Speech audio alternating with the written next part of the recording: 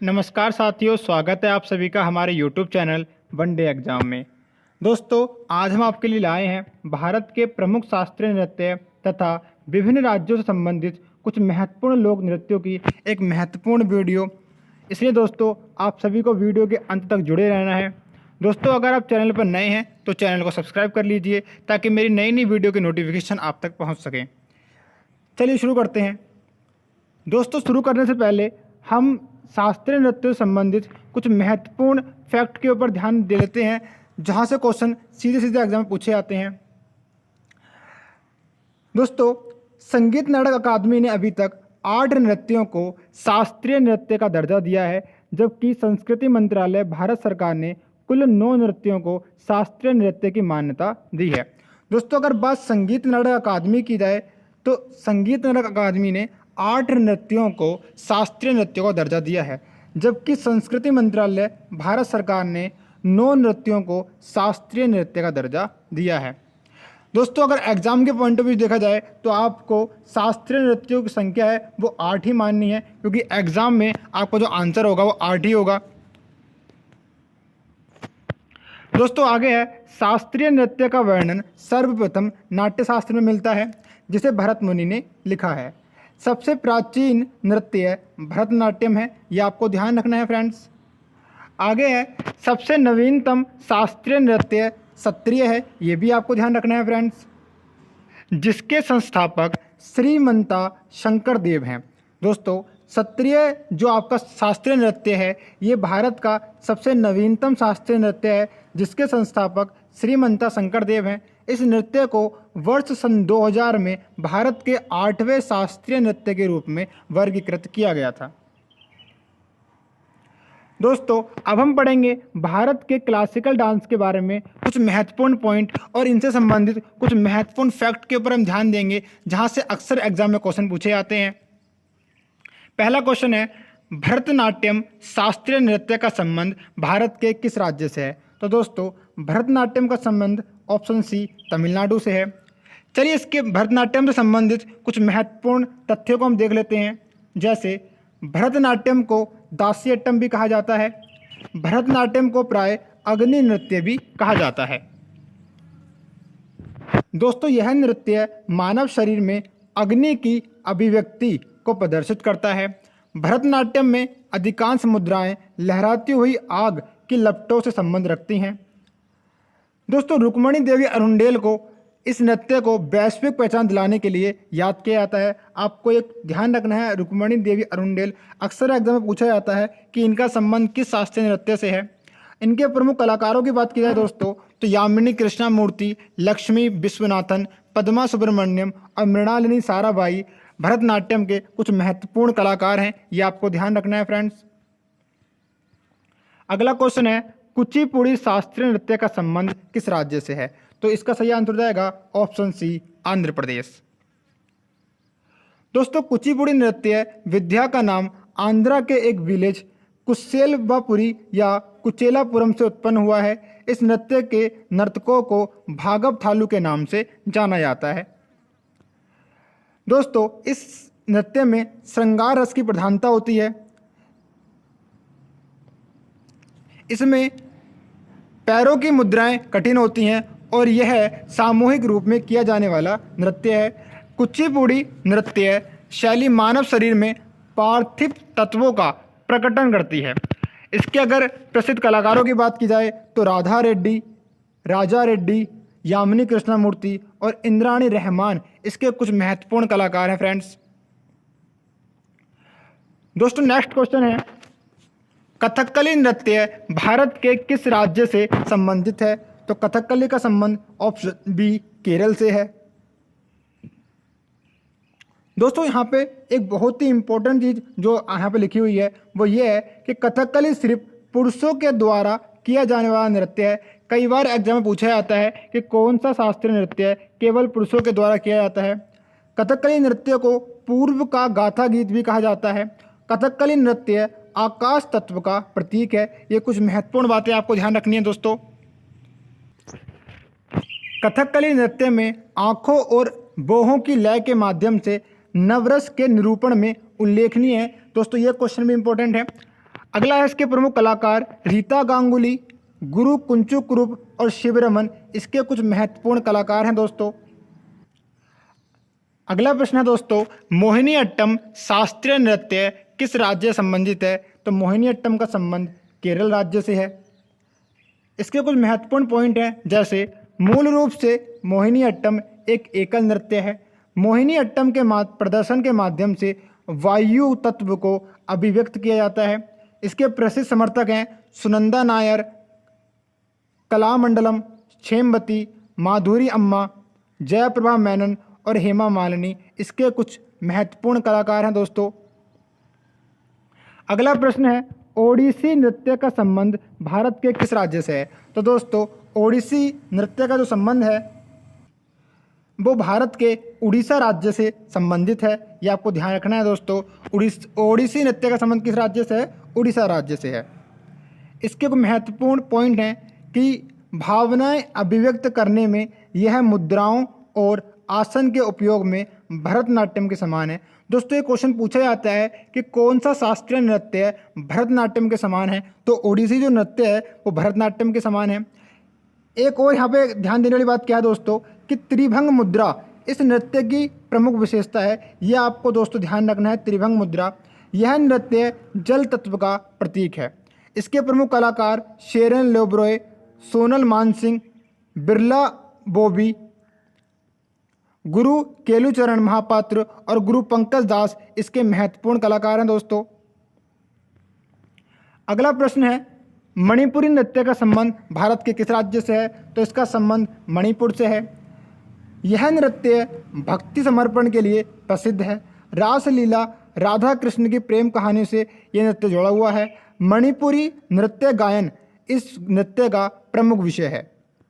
इसके प्रमुख कलाकार गुरु बिपिन सिंह, झावेरी बहनें, सुवर्णा, रंजना और दर्शना इसके महत्वपूर्ण कलाकार हैं। यह आपको ध्यान रखना है दोस्तों। अगला प्रश्न है, कथक शास्त्रीय नृत्य का संबंध किस राज्य से है? तो दोस्तों कथक जो है वो उत्तर भारत और स्पेशली उत्तर प्रदेश से संबंधित है।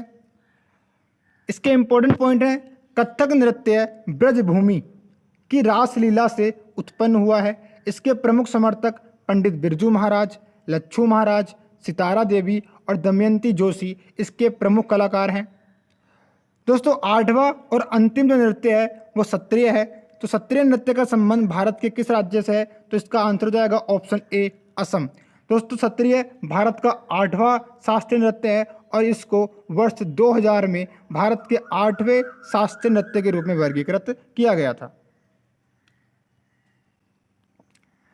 दोस्तों यहाँ पे कुछ पॉइंट लिखे हुए हैं, जैसे भरत मुनि के प्राचीन ग्रंथ नाट्य शास्त्र में शास्त्रीय नृत्य का उल्लेख किया गया है। सत्रिय नृत्य भक्ति आंदोलन से प्रेरित है। तो दोस्तों ये थे भारत के 8 शास्त्रीय नृत्य। अब हम बात करते हैं भारत के विभिन्न राज्यों से संबंधित कुछ महत्वपूर्ण लोक नृत्यों की। दोस्तों सबसे महत्वपूर्ण लोक नृत्य है छऊ। तो पहला क्वेश्चन है, छऊ लोक नृत्य का संबंध भारत के किस राज्य से है? तो इसका संबंध मूल रूप से भारत के बिहार राज्य से है। इसके कुछ इंपॉर्टेंट पॉइंट हैं, जैसे छऊ एक प्रकार का मुखौटा नृत्य है। छऊ नृत्य की 3 मुख्य शैलियां हैं, जिनमें पहली शैली झारखंड में सरायकेला छऊ, दूसरा उड़ीसा में मयूरभंज छऊ, तीसरा पश्चिम बंगाल में पुरुलिया छऊ। दोस्तों ये बात बहुत इंपॉर्टेंट है कि वर्ष सन 2010 में यूनेस्को ने मानवता की अमूर्त सांस्कृतिक विरासतों की सूची में छऊ को शामिल किया गया था। कई बार एग्जाम में पूछा गया है कि छऊ नृत्यों को यूनेस्को की सूची में किस वर्ष शामिल किया? तो सन 2010 में यूनेस्को ने मानवता की अमूर्त सांस्कृतिक विरासतों की सूची में छऊ नृत्य को शामिल किया गया है। वर्तमान में 14 अमूर्त अवधारणाएं 14 धारणाएं दोस्तों सांस्कृतिक विरासतों की सूची में शामिल हैं।